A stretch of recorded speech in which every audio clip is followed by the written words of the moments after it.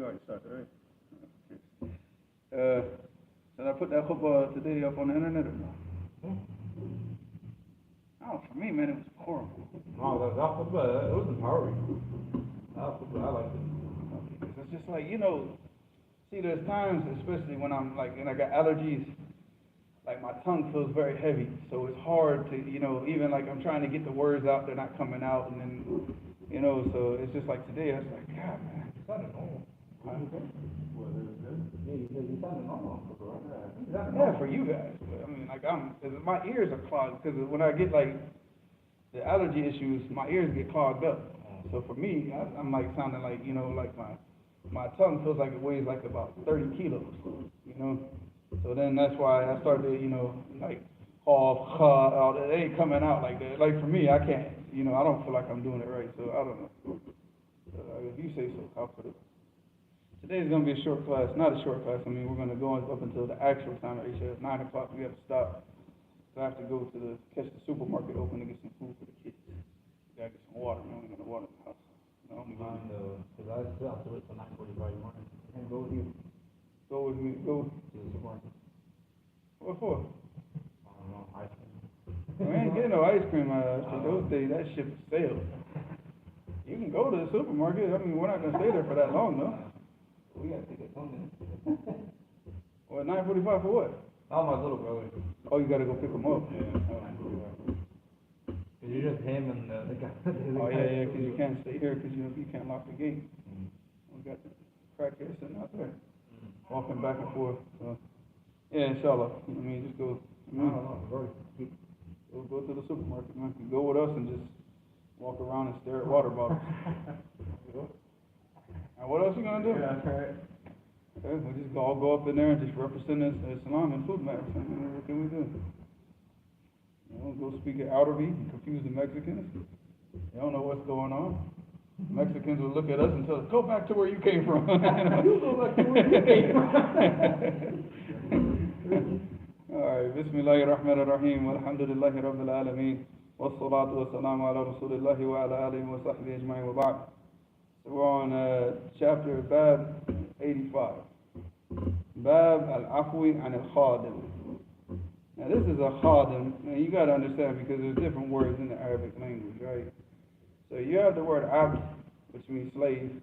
Khadim is a servant, all right, a servant. It's not a slave, all right, which means he's doing it to help out, like it's like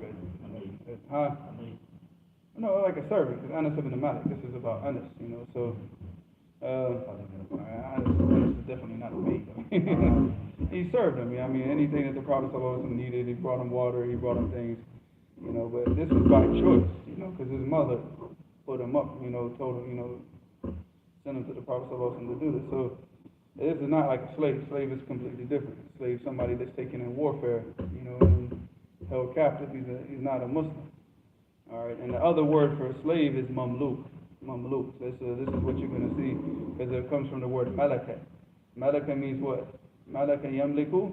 To possess. So mamluk means, mamluk is for anything that's possessed, anything that's owned, not possessed like. Yeah, you don't like that word, I remember. You said you don't like that word. What is that? The word possess. Remember, you said that like 2 months ago. I can't remember. Maybe in the context it was used in. I don't. Yeah, but this is what it means to be possessed, not to be possessed. You know what I'm saying, man? Not jinn type stuff, but yeah, to be owned. But even that, these Shabab won't understand. Oh yeah, man. He said mamluk. It means to be owned. Like I owned you, man. I'm the mamluk. You know. So, under my authority. Yeah, there's no getting around the language barrier with today's generation anyway. So okay, so Bab al-Afwi an al-Khadim, which means to have to be forgiving with the Khadim. Like, you know, again, this goes back to like what the good behavior. Somebody, you know, especially with a servant, like here in Anas ibn Malik, he's helping out. So here you see the Prophet ﷺ showed him the best treatment, as we're going to see through the narration. But and this is the way that we should be. If somebody's helping you out, even if they did something wrong and they're trying to help you, what are you going to shout at them or yell at them? Yeah, we do that with our children, right? We shouldn't, though, right? Even because the children, if they're trying to help us out, should be shouting at them. Yeah. I do that all the time, man. May Allah forgive me. And then also, and after that, man, hope my kids forgive me. Yes? Because I can get a little crazy, especially after ice cream. But yeah, you know, I mean, we should always, yes, somebody trying to help you out, I think you should have good behavior with them. And that's what we're going to see, the best behavior from the Prophet sallallahu alaihi wasallam. He said, حدثنا حجاج قال حدثنا حماد هو ابن سلمة.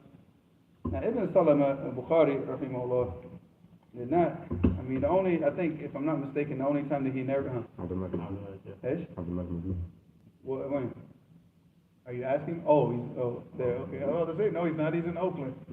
Assalamu alaikum wa rahmatullahi wa barakatuh, Mr. Oakland. But, Hamad ibn Salama, he had, like, issues, like, in his older age, where he started to become very, very forgetful in his older age. So you see that Bukhari, he narrates a lot from him here, but he only, if I'm not mistaken, you can go back and check it, that he only narrates from Hamad ibn Salama, and his Sahih is Mu'allaq, you know, it's Shawahid. But he doesn't narrate from him directly because the Muslim narrates from him. He narrates from him, but he went back and did, like, you know, this purification to make sure that these were the hadith that he narrated before he started to lose his memory. But he's an imam. I mean, he's a man, but he just, in his older age, his memory started to get really weak. So that's why you see Bukhari, he'll narrate a lot from him here in Adab Mufrad. But he kind of shied away from him in the Sahih.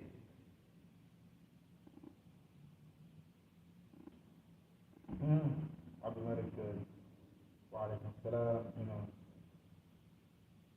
I'm not even, I gotta open it up. I was on YouTube, but I wasn't on that. Shut up. Alright. Wait, where's the chat at?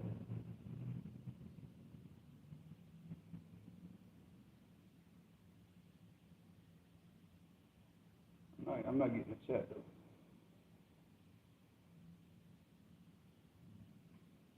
Anyways, alright, so قال أخبرنا أبو غالب عن أبي أمامة رضي الله عنه قال Abu Ghalib, there's a lot of kalam. There's not a lot of kalam to the point where he becomes da'if, but there's kalam in the fact that some people, I got it now, I opened it up in on Google Chrome, I didn't open it up in the app, I got the chat.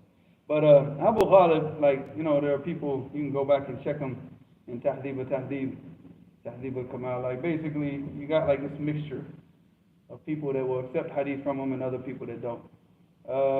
He is from the Ashab Abi Umama, which is who he narrates from, the Sahabi.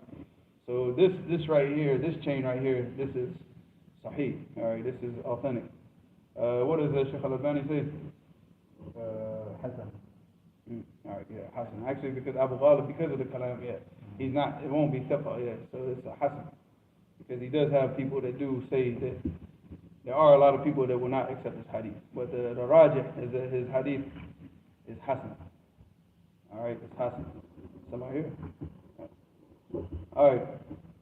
And this narration Hasan. عن أبي أمامة رضي الله عنه قال أقبل النبي صلى الله عليه وسلم معه غلامان. أقبل النبي صلى الله عليه وسلم here من Khaybar. All right, so this was after the battle of Khaybar. And who did the Prophet ﷺ give the flag to in Khaybar?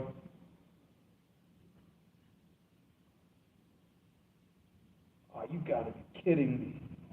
You got to be kidding me. What chapter did you memorize in Kitab al-Tawheed? Where did you, Bain al-Wasat?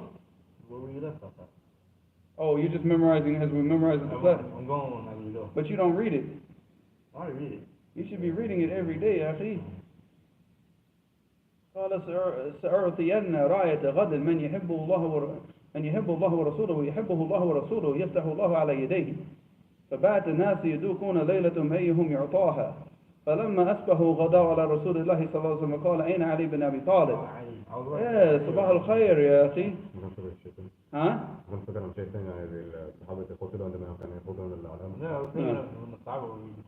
No, this is, and he said فقال هو يشتكي فقال أين علي بن أبي طالب فقال هو يشتكي عينيه فأرسل به فأتي به فأرسل إليه فأتي به فبصق في عينيه ثم دعا له ثم أعطاه راية فقال انفض على رسلك حتى تنزل بساحته نعم ودعوهم ودعوهم إلى الإسلام إلى شهادة لا. Check it. You don't have Kitab Tawheed on you? No. But I mean the hadith. He said that انفض برسلك حتى تنزل بساحتهم ثم دعوهم إلى الإسلام واخبرهم بما يجب عليهم من حق الله تعالى فيه فوالله لن يهدي بك رجلا واحدا خير لك من حمر نعم. Yeah. All right. So that's it.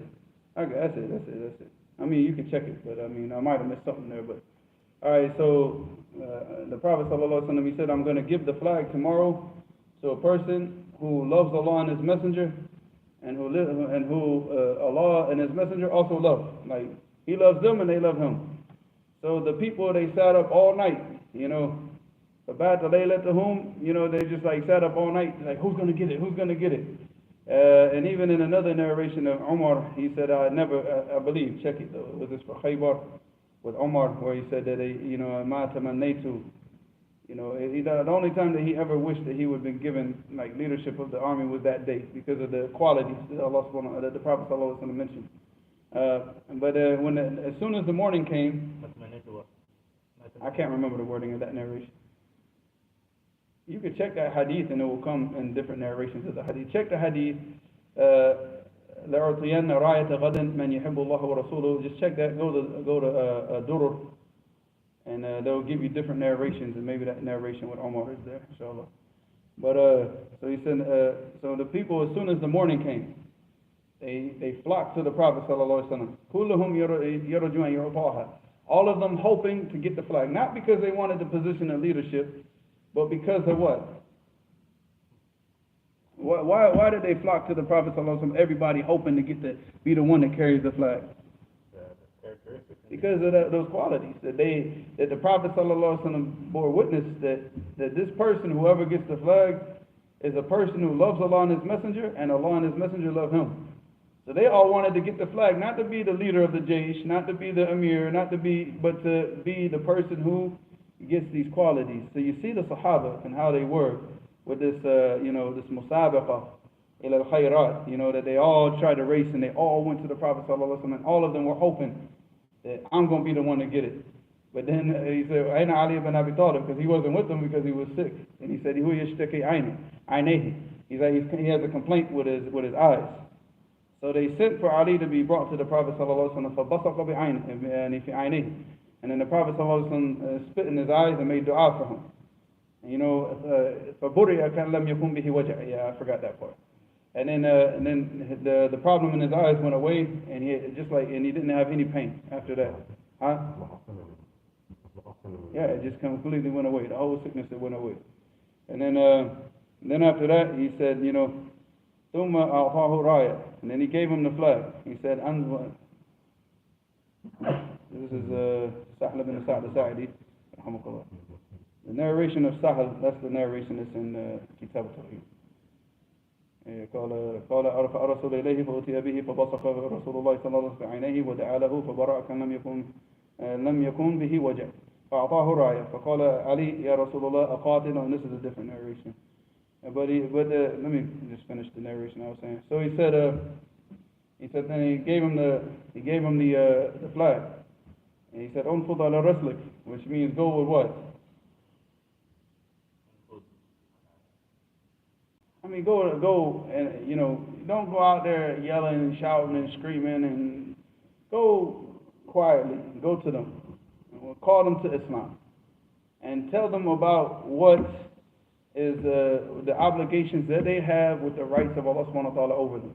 Again, so this goes back to the purpose of Kitab Tawheed, which is the haqqullahi ala ibadi, right?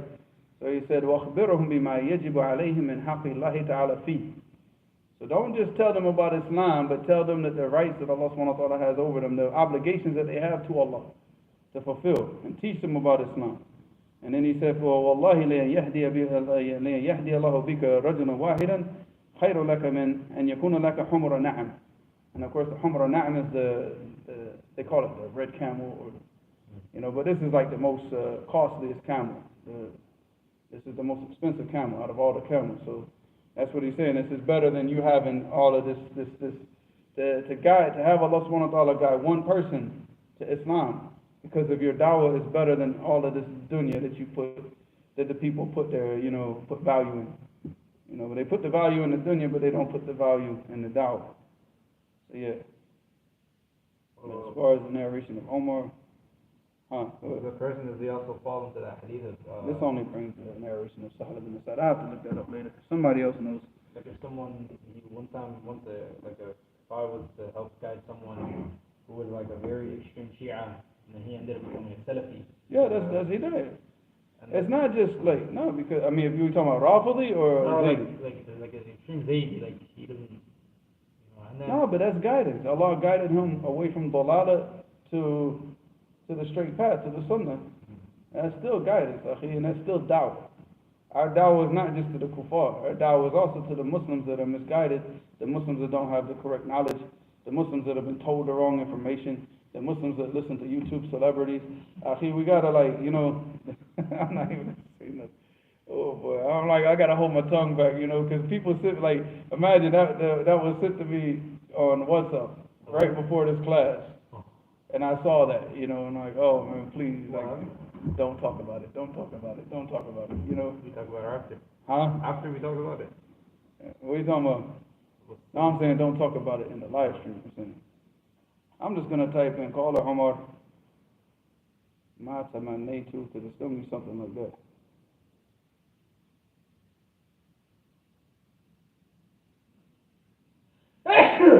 Oh, okay, if you're not burping, you're sneezing. You're Yarhamukallah.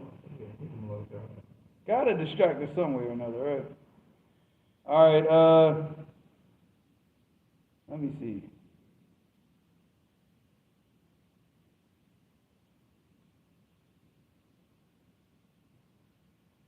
This is not it.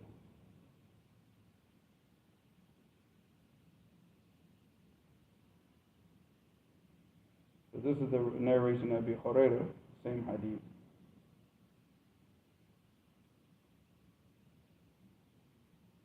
I'll find it, inshallah. Because I want to make sure it was about this verse, this evening. But anyway, so back to this hadith. So, the Prophet ﷺ said, not the Prophet, Abu Umama said, أقبل النبي صلى الله عليه وسلم معه غلامان. So he was coming back from Khaybar. This was during the Ghazwat of Khaybar, and he was coming back with the two like young boys, right, that they had taken from Khaybar because after the fighting. He said, فَوَهَبَ أَحَدَهُمَا لِعَلِي. And he said he gave one of them to Ali radiallahu anhu. And he said, وَقَالَ لَا تَضْرِبْهُ. He said, don't beat him. فَإِنِّي نُهِيتُ أَنْ ضَرَبِ أَهْلِ الصَّلَاةِ. He said, because I have been prohibited from beating the people who pray. That means that what? The Muslims. The people who pray, obviously, we don't beat up Muslims. And this is, wallahi, akhi, if they had known this hadith and known that this hadith is authentic back in the 1990s, wallahi, lakana khayr, wallahi, lakana khayr. Because they had so many different masajid, because I'm not talking about the people who call to the sunnah. I'm not talking about just regular masjid, just people that, any type of belief. But people who call to the sunnah where they had just people that come to the sunnah, they're from the streets, they catch a brother stealing, they catch a brother beating his wife, or they catch a brother doing this, and then they send 3 or 4 brothers to his house and beat the mess out of him. And this used to happen throughout the 90s. This is a common thing. And and here, look at the hadith, la tadribhu. And he's telling us to a servant. He's telling Ali, la tadribhu. Don't beat him. If he disobeys you, or if he doesn't do what you tell him to do, he told him, don't beat him. He said, because I've been prohibited from hitting and beating the people who pray. So keep this in mind, subhanAllah. And it's not for us, if a Muslim makes a mistake, there's certain circumstances I can understand. I think we talked about this before in the class. Like, for example, if a Muslim is about to go out and do some atrocious act, and we know about it, that's what I'm saying, go out and just kill a whole bunch of people, and we know this. We know, he's planning this. And we try to advise him, and he won't listen. We don't want to call the police on him. We don't want to get him in trouble like that. He's a Muslim. He's our Muslim brother. We don't want to do that. So it might have to come to the point of us having to smash his head and put him in the hospital to keep him from doing the thing, to protect him from himself. If that's the case, that's a very special circumstance.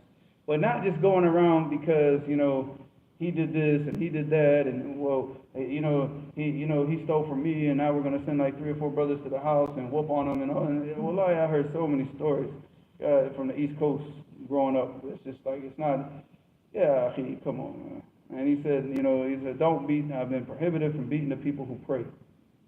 Save that energy for the kuffar.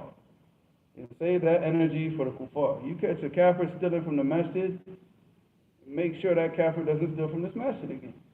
If you can take him, like if you see that, for example, he's scared, and he's, I'm sorry, sit him down. Make him sit down and talk to him and teach him about Islam. Does anybody know about the story about Sheikh bin Baz, rahimahullah? Oh, when people try to... A guy broke into his house. Oh, yeah. A guy broke into his house, and he caught him in the house. And he said, I can't remember you can go back and check it online. It's a famous story. It's known. And then he said, basically, he said, okay, basically you're stealing because you're poor. So he said, are you hungry? He got him some food. He sat him down and started teaching him, started giving him advice. Sheikh bin Baz caught the man in his house, the burglar. But this is a Muslim. Obviously, it's a Muslim country, right? It's Saudi. So, and at that time, especially in the days of Sheikh bin Baz, there weren't that many. There were kuffar that lived there, but not, kuffar, those kuffar that lived in Saudi are working like at the oil companies and stuff like that, or teaching English. They're not going to be breaking in Sheikh bin Baz's house, you know what I'm saying? So, they're a poor Muslim, right? So he sat him down and he fed him and he gave him dawah. He taught him, so if I'm not mistaken, probably gave him money too to help him out. So if we have that type of ability to do that, then we should. We should, instead of just, but it depends. Again, you got to look at each situation in each scenario. You have, like, for example, like somebody who's just like a constant thief, like kafir coming in just stealing and stealing and stealing. He's got to be taught a lesson, actually, because he obviously hasn't got the consequences of life. When you catch him stealing, you handle it. But other people, we might just, give them dawah, sit them down, instead of like, make him feel like he's about to be harmed, but then tell him, sit down, man. Get him something to drink, and talk to him and try to give him dawah.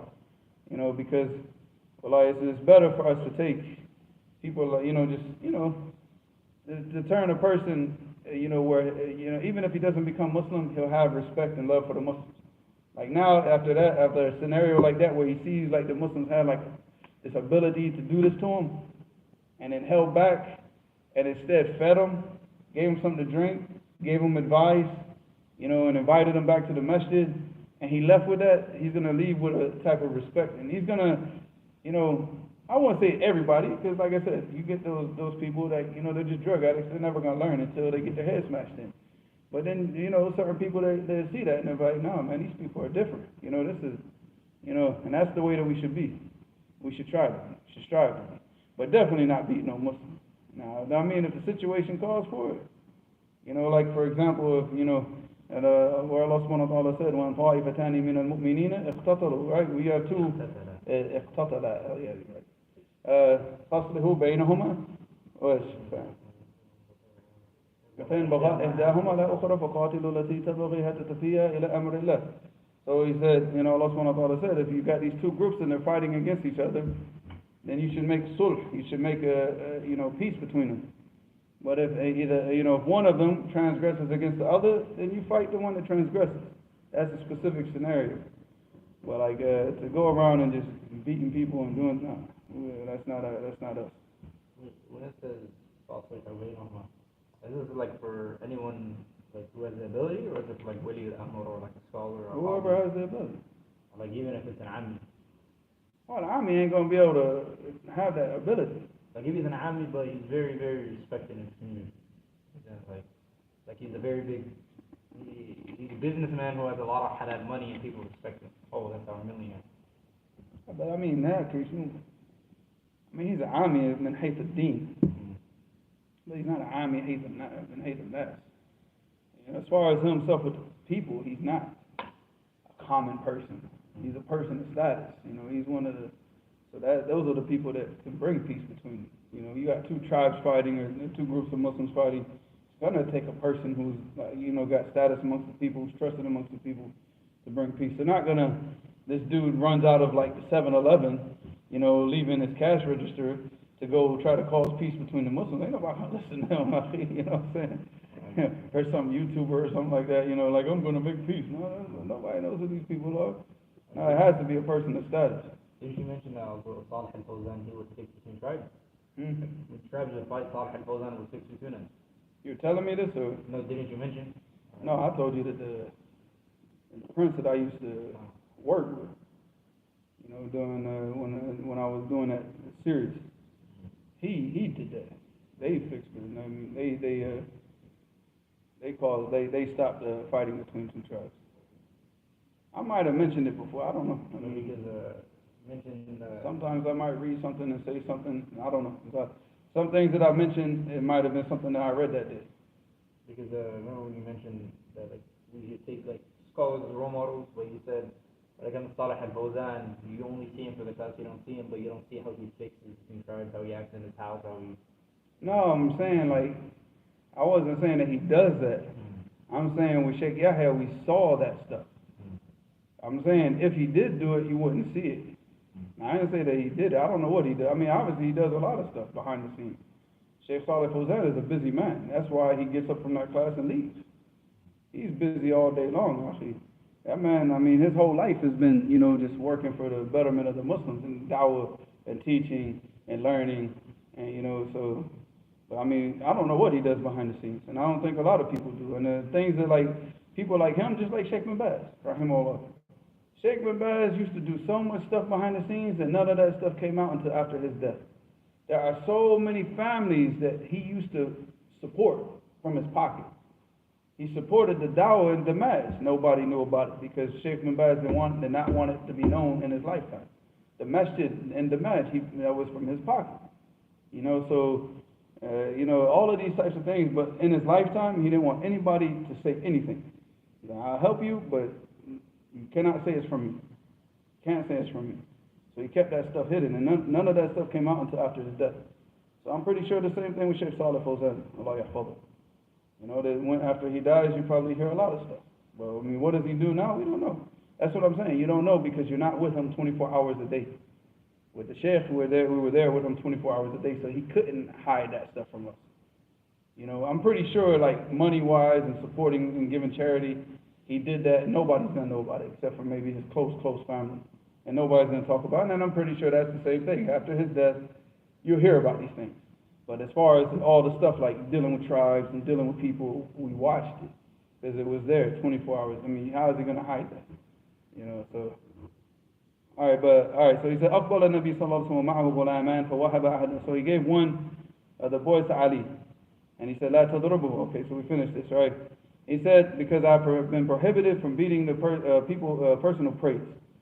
وإني رأيته يصلي منذ أقبلنا, and I've seen this boy pray since we left.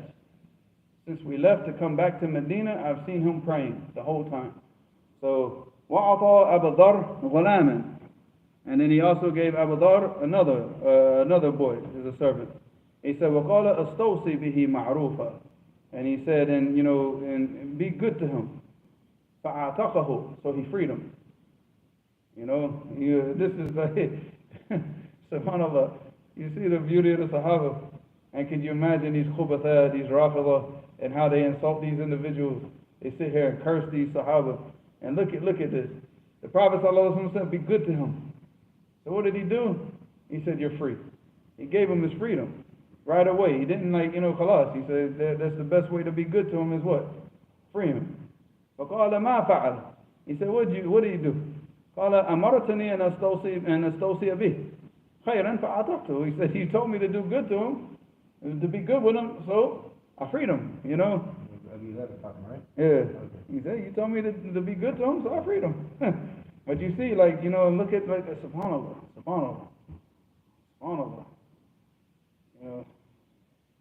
Well, if we could just, see one person with that type of behavior today, man. One person. If you could just be around one person, we're like, what a ni'mah. What a ni'mah. Well, people nowadays, woof. SubhanAllah. That's what I'm saying. That's why you got to read these hadiths, man, because you're not going to see this type of behavior. You're not going to see it, man. The only time you're going to see it, where? You're going to see it in your mind when you picture it, when you're imagining like this type of behavior through the hadith, you know. But I mean, you'll see it amongst the ulama and stuff. But like I said, we're not amongst ulama right now, you know. We're sitting here in the West, SubhanAllah, and we're like, you know, deficient, jiddi, you know. So the next hadith, حدثنا أبو معمر قال حدثنا عبد الوارث قال حدثنا عبد العزيز. This is I think it says Ibn Suhail. Abdul Aziz ibn Suhail. عن أنس رضي الله عنه قال لما قدم النبي صلى الله عليه وسلم المدينة وليس له خادم. So this is the story of Anas رضي الله عنه. He said that when the Prophet صلى الله عليه وسلم he entered into Medina, وليس له خادم, and he had no servant with him, nobody to assist him and help him. فأخذ أبو طلحة رضي الله عنه بيدي. So Abu Talha he took the hand of Anas. فانطلق بي حتى أدخلني على النبي صلى الله عليه وسلم. He took me until we entered in the house of the Prophet صلى الله عليه وسلم. فقال يا نبي الله. He said, O Prophet of Allah, إن أنسا غلام كيس لبيب. Anas here is a ghulam. He's a young boy, and he's kayyis. And what does kayyis mean? Like very clever, very smart. You know, he knows how. You know, he can figure things out. You know, he's quick to understand things. You know, because here the Prophet ﷺ is a busy man, right? So he, at the same time, you know, he's gonna have the best behavior with Anas, but at the same time, you need somebody that knows what to do. You don't have to keep telling them to do this, and like, you know, somebody that knows what the Prophet ﷺ needs before he says, I need this. You know, so Anas was that type of person. He's kayyis, labib. Labib also aql. All right, labib, it goes back to lub, which means what? The heart. He has a strong mind. So he's able to help you and give you the things that you need before you ask for them.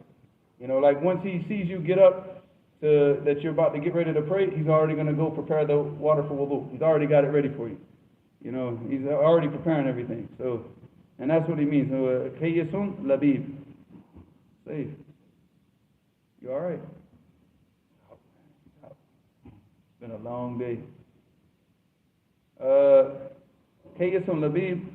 فَلْيَخْدَمُوكَ. So he said he served you. قَالَ فَخَدَمْتُهُ فِي السَّفَرِ وَالْحَضَرِ. So he said I served him in the traveling, while he was traveling and while he was present in Medina. مَقْدَمَهُ الْمَدِينَةِ وَالْحَضَرِ مَقْدَمَهُ الْمَدِينَةِ حَتَّى تُوفِي. From the time that he came to Medina until the time that he died, sallallahu alayhi wa sallam.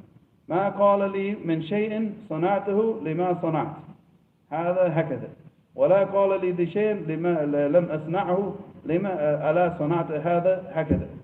So he said that he never said to me one time for something that I did, why did you do this like this? He never asked him.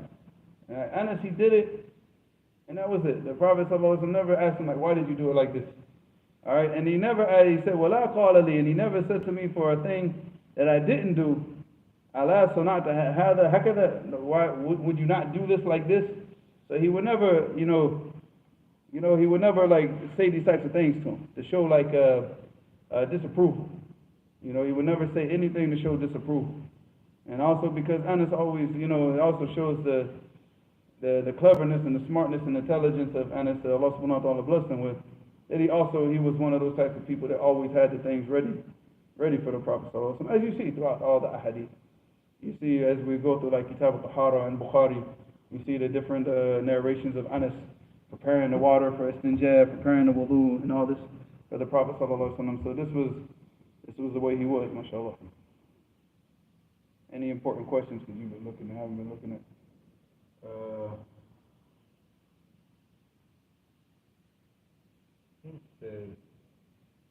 I'll let you see this hadith that is authentic. Oh, you want it in order. Abdul Karim A says, when trying to get a job after sending application, the moment I get calls, I don't pick up and suddenly back out. I don't know why. It feels like I'm unable to go further. Trying to get a job after sending an application, the moment I get calls, I don't pick up and suddenly back out. I don't know why either. That's something you got to handle on with yourself, I think. I mean, if you need something, you ain't gonna back out of it. That's for sure.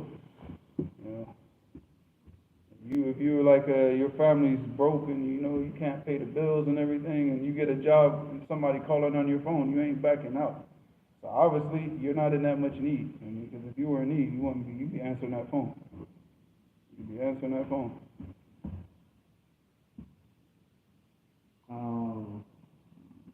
If a mother curses her child or makes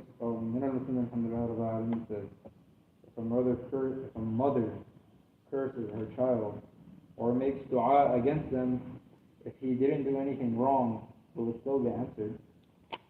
No, it has to be the haq. Has to be what did I say? Has to be what? Right. Yeah, I mean, she has to have the right.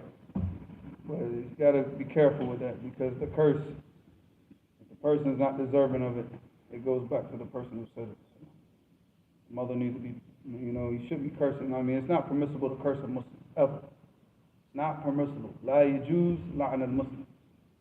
Get this clear. It's not permissible to curse a Muslim. There's a difference of opinion about cursing a kafir who is alive, and the stronger opinion that most of the ulama take is that it's not permissible to even curse a kafir as long as he's alive. But if you know that if he died on kufr, then it's permissible to curse. You know, but you can curse them and if it's jumla. You know, la'natullahi ala al-kafirin. And you can curse like the liars, la'natullahi ala al-kadibin, la'natullahi ala al-sariqin. And you know, curse the people what? It's jumla. But not to curse like one specific, especially a Muslim. You don't curse a Muslim bi'aini. You know, so a mother should not be cursing her child, and the child should definitely never be cursing the mother or the father or anybody. Because that's the problem, you know, with the mother. She's got to be careful because this is what you're raising up. Because you have to understand that you sit here cursing your child over nothing because you get emotional. And the child takes on that behavior, then goes out to the streets, goes out to the public, cursing the people. And you're the one who taught them that. You know, teach your children patience. Teach your children how to deal with people in the correct manner. And the only way that you can teach the children to deal with people in the correct manner is by doing what? Right. Well, dealing with them in the correct manner. And you want your children to go out into the world screaming and yelling and pouting and throwing a hissy fit every time they don't get their way. Well, that's what you're doing in the house when they don't do what you tell them to do. So you deal with the children, you deal with your children the way that you want your children to go out to the world and deal with people. You raise them accordingly, you know, raise them up. If you want your children going out yelling and screaming and cursing people, then that's what you do. Yell and scream and curse at your children. Because that's exactly what they're going to do when they go out to the public. And that's you. That represents their tarbiyah. That's how they were raised. You know, so Allah musta'an. Anonymous says, if someone just reads the Sharh of Shaykh Uthaymeen on Alfiyah ibn Malik, is this better than that of Ibn Aqil? No, never. Not even close. It's a good start though. Well, you cannot compare it to the Sharh of Shaykh Uthaymeen to Ibn Aqil ever. Ibn Aqil is that's a gem. Now, I'm not taking anything from Shaykh Uthaymeen, but Shaykh Uthaymeen was a class that he taught as a class, like we're teaching right now. And then it was taken and written from the class. He didn't write it as a book. Ibn Aqil was written for that purpose. You cannot compare the two. Not even close. But, the Sharh of Shaykh Uthaymeen is very beneficial. Very, very beneficial. But to compare it to like Ibn Aqil or Awdah al-Masalik or Ashmuni or any of these other shuruh of Alfiyah from the people from before, no, you can't compare.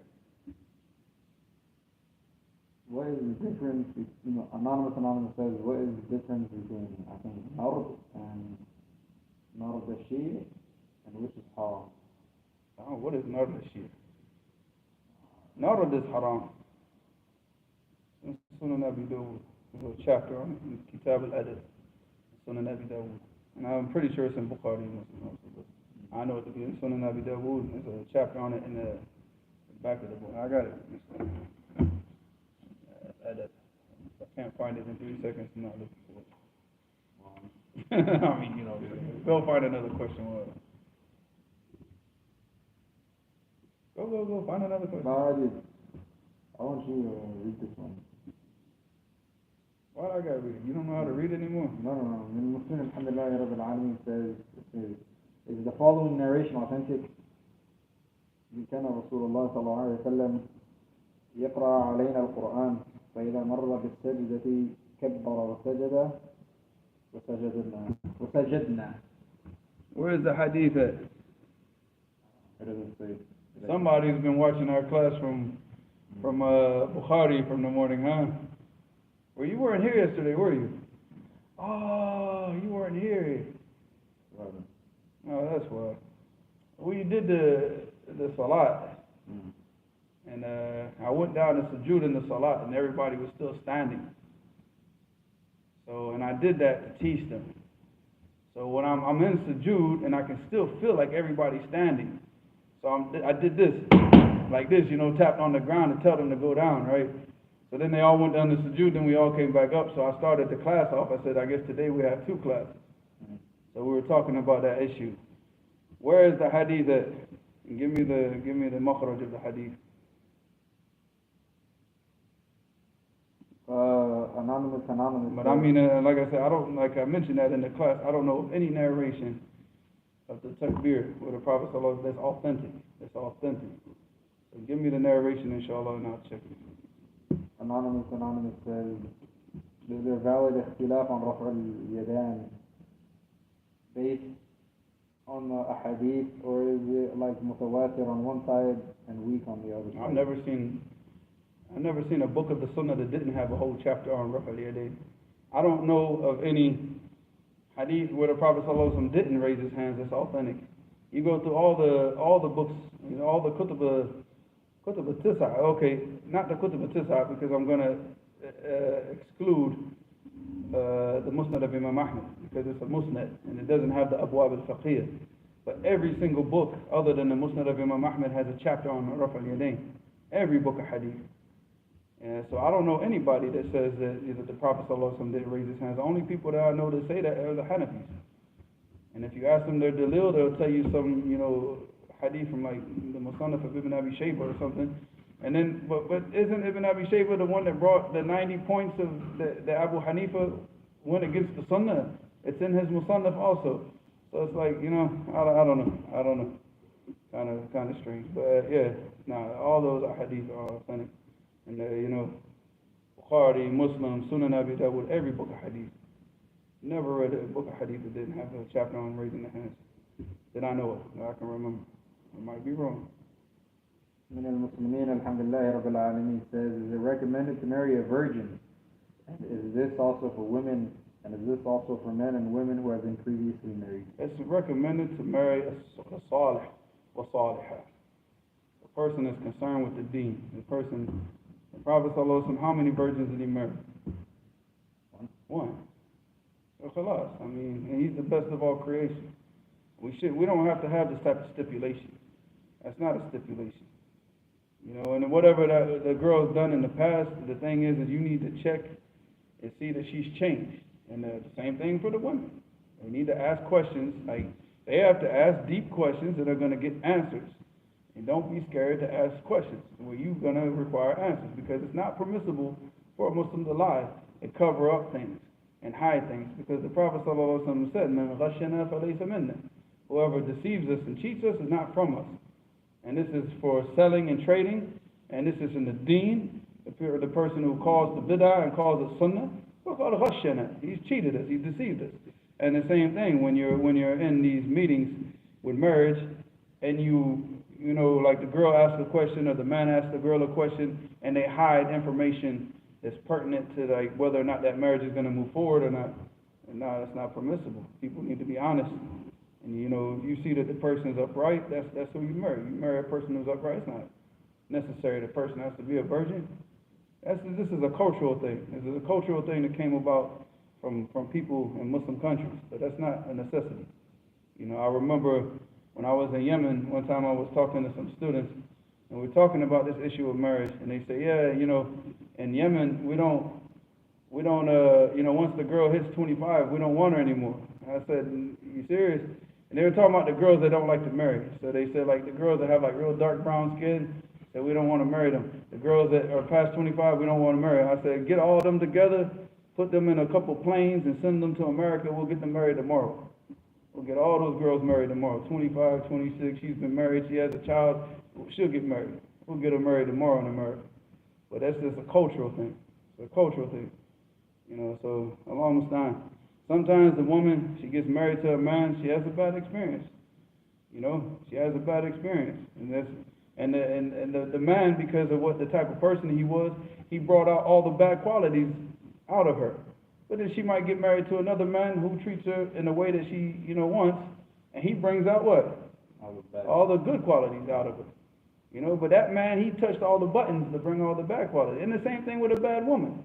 A bad woman can take a good man and bring all the bad qualities out. And then the people will think, oh, he's bad. No, he's not bad. He's just got in a bad situation. Put him in a better situation, and then you see his good qualities.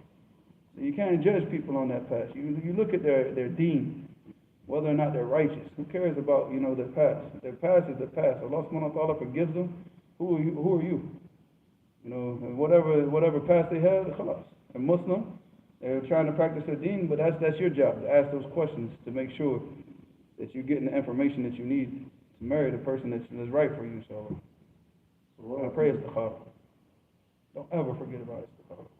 Everybody keeps asking me all the time, what should I do? I'm in this situation. Pray istikhara. What should I do? I'm in this situation. Pray istikhara. What should I do? And the people don't understand what istikhara means. Istikhara, it does not mean that you pray Salatul Istikhara, you make the dua, and you sit around and wait. You know, like what are you waiting for? You waiting for the answer to come in a dream? And Istikhara, it means like, okay, a woman, like you're about to marry, like you have this woman, and it's set up, like you want to marry her, but you're not sure. Maybe you have some situation. Maybe it's a family situation. Maybe you want to marry a girl, but your father doesn't want you to marry her, and you have this complex situation.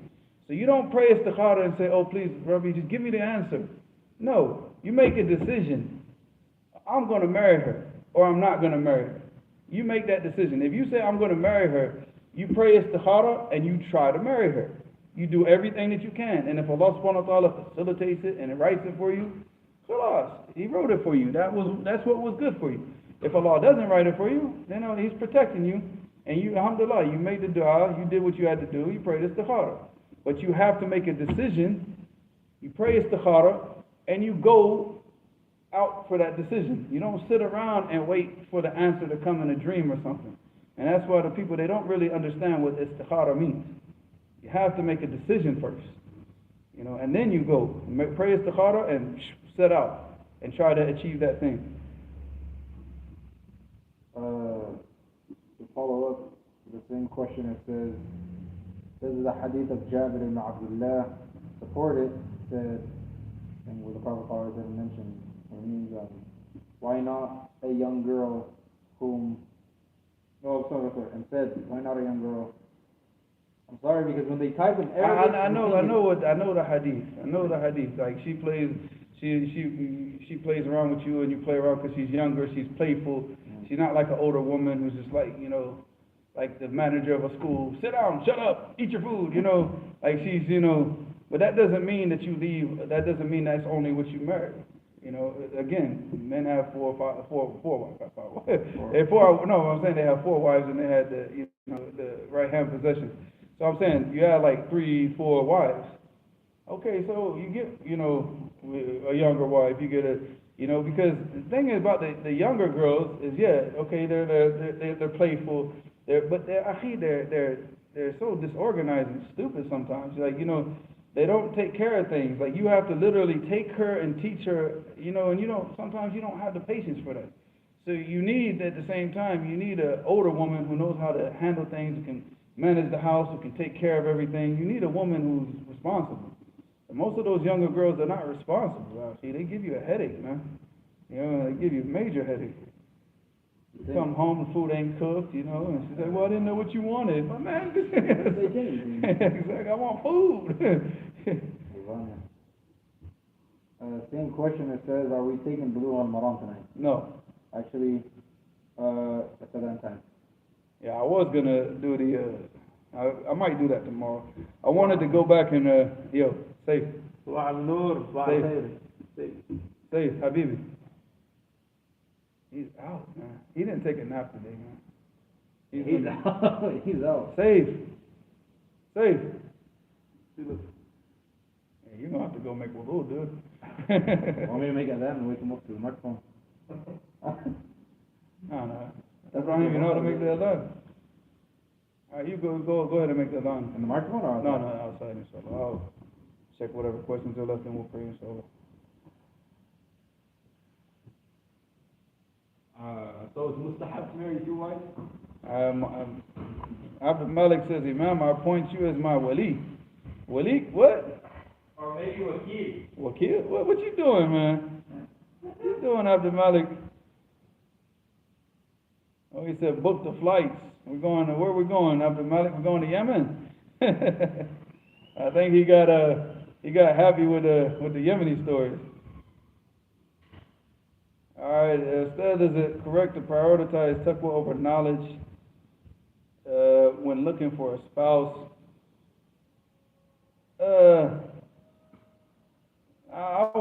Look, the woman who's obedient, obviously, this, I'm speaking from the perspective of a man, but the woman looks at her own perspective.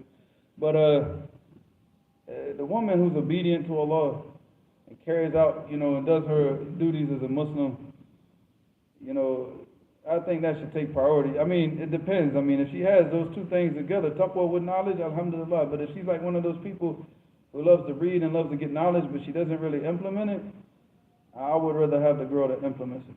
I would rather have the girl with taqwa. You can teach her. Anybody can learn. Anybody can sit down and learn the deen. But like to get a person who practices it, implements it, and loves to carry out the actions of the deen, that's very hard to find. That's very hard to find. But anybody can be taught.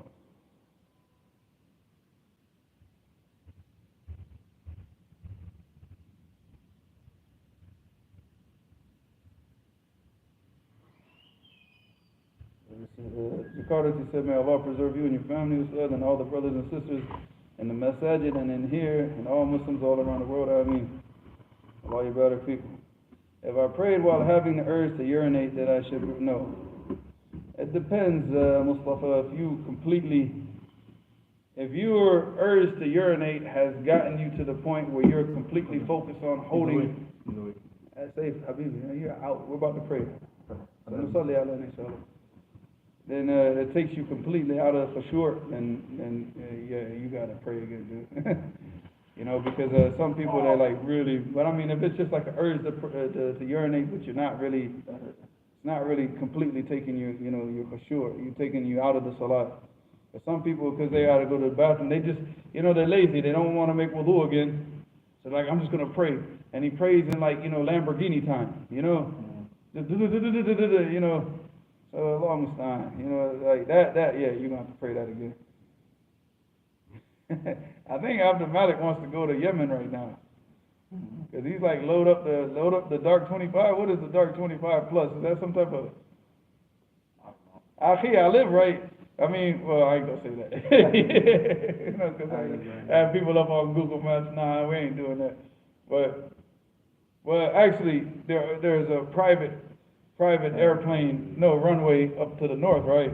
We can go catch a plane from there, man, and go take a private jet. I think he's saying because you said the dark skin will for 25 knots.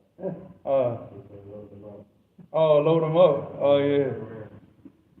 Not dark. They're just like, because they like the girls that, see, here's the deal, right? I was thinking about this the other day, so this is a perfect situation where I was actually thinking about this, and then this comes up. See, in America, we like what type of girls? White women. No, we like tan girls.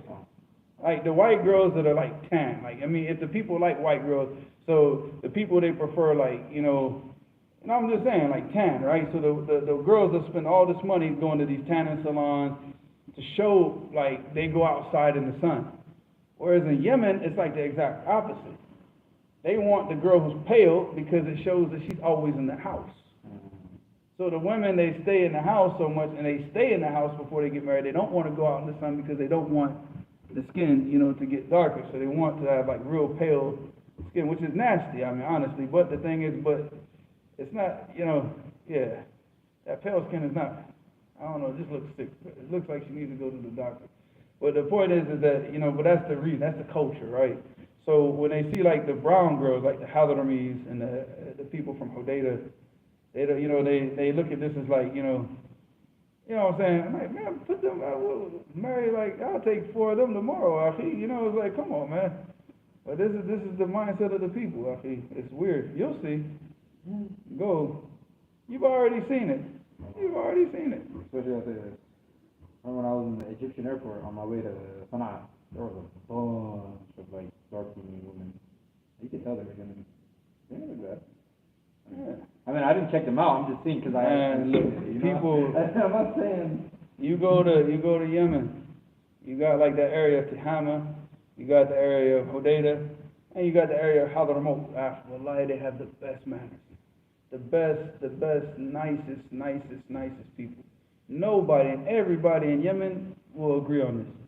Everybody in Yemen agrees. I mean, all right, maybe some people might have had some bad run-ins with Hadramis, but these are Hadramis that were raised up like maybe outside of Hadramaut. Because you get Hadramis that are raised up in Sana'a, Hadramis raised up in Aden, and they got like a different mindset. But the ones in Hadramaut, Akhi, they're just like, they're real frugal.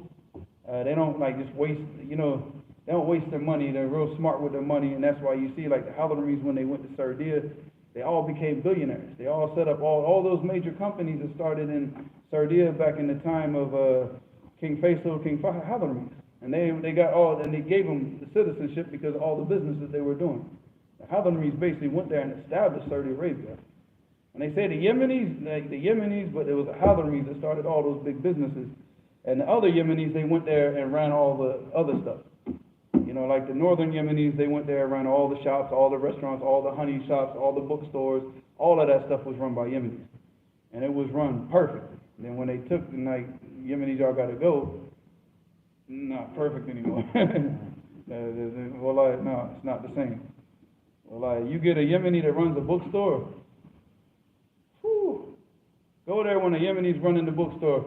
I remember the brother that was running the bookstore in Riyadh was my neighbor in Sana'a. Like, he was my neighbor. He actually worked in the bookstore next to my house in Sana'a. And he used to have a laser, right? So every time that you go and ask for the book, he won't even speak to you.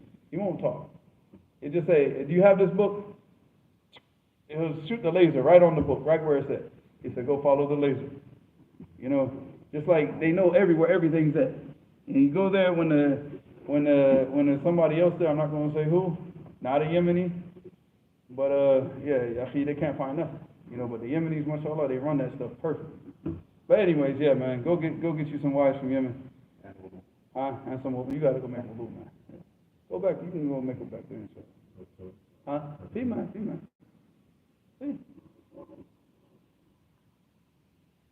So, do you recommend if two people if they get married in America, immediately they go to Yemen and go seek knowledge?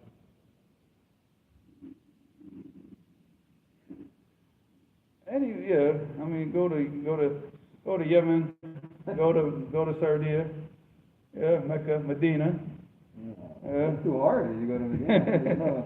But Yemen, because the living is good. Yeah, alhamdulillah. Cheaper. I mean, if the person's ready to struggle like that, I see, that's the thing. Like, you got to make sure. No, but you gotta understand, man. When you're getting married, man. See, when I go out to seek knowledge on my own, yeah, I can do that, you know, vagabond type of lifestyle, you know, go there with nothing. I got the Damaj, man. I had just a mat, rolled it out, slept on the floor with a blanket. That's it. Took some wood, hammered it to the wall, made some bookshelves. Khalas, I'm good to go, right? Had a little Primus little gas lantern. I used to cook on it. I take the lantern off and put the little stovetop thing and cook my food on it. You can't take a wife or something like that. You know what I'm saying? So you gotta think about these things, you know. Yeah, if you can provide for her and make the situation easier for her, yes, it's good. You know, where she's not like, you know, because you gotta look at the situation. You gotta know the person that you're getting involved with, you know, and what that person can handle, because you want good for the person, you don't want to break the person. You don't want to break the person because, like, you know, not every situation is going to be, but that's what you got to look at. That's the whole purpose of this istikhara. You know? You make a decision, you pray istikhara, you go about it, you do what you got to do. And then honestly, you don't really know what a person can handle. Because you might sit there and think the girl can't handle it. You get to Yemen, and she's cool, and you're the one crying like a baby. You don't know. You know what I'm saying? You don't know. You might get there and be like, well, there's no internet. Oh, there's no electricity. Oh, there's no this. Oh, there's no... And she's like, she's in Jannah. You never know. You don't know until you get put in that situation. But still, you got to keep that in mind. You know, you don't want to make another person suffer. Because she's also going to be teaching your children. So if she's suffering, she's going to be, that suffering is going to come out in her attitude and how what she's teaching the children. So keep that in. You want a happy wife, a pleased wife, a wife that's happy to wake up every day and see her family. That's a woman who raises children by the permission of Allah properly. You know, she's on the deen, taban. You know, that's the woman that loves getting up every day and, you know, being with her children, being with her family. But if she's suffering, she's going to take that suffering. She's going to teach the kids suffering. And, you know, and then it's just going to be a generation of suffering. Okay, so, and then her kids are going to teach suffering. And, you know, you gotta be very, very wise with that marriage stuff, man.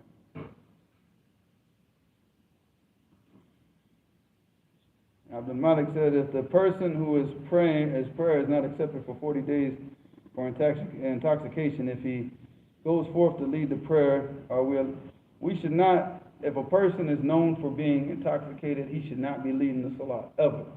Ever, ever, ever, ever. Never. Should not be calling the adhan, and he should not be leading the salah.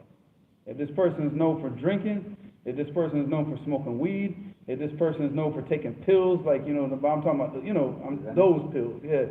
Percocets, whatever these, what are these pills that these people take? Xanax, Percocets.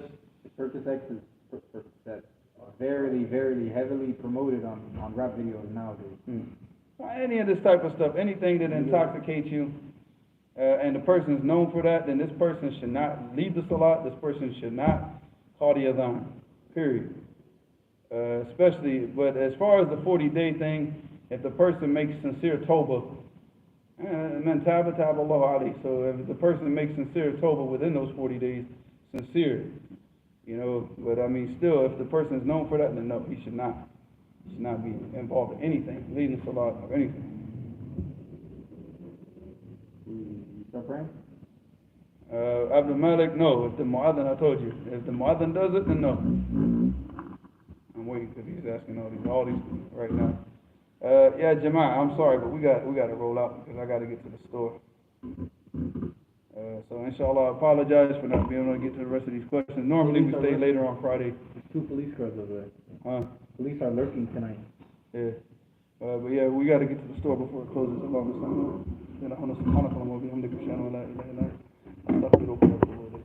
one should get married.